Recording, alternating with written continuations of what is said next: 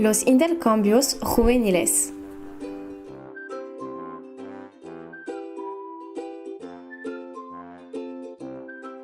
¿Qué es un intercambio juvenil?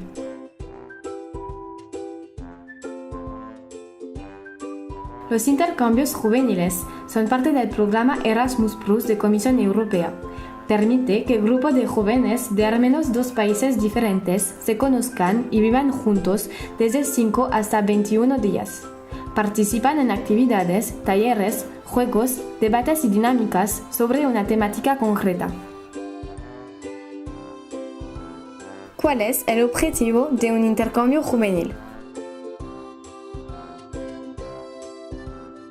El objetivo es desarrollar competencias, aprender más sobre diferentes culturas, promover el intercambio de experiencias y aprendizaje intercultural a través de la educación no formal y reforzar valores como la solidaridad, la democracia, la amistad, entre otros.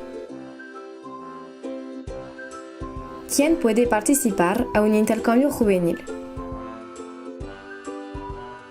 Todos los y las jóvenes entre 13 y 30 años que residen legalmente en un país de la Unión Europea pueden participar, excepto la líder de grupo, para quien no hay límite de edad.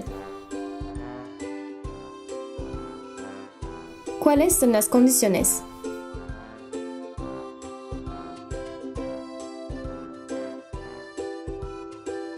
La Comisión Europea financia los gastos de viaje, alojamiento, manutención y transporte.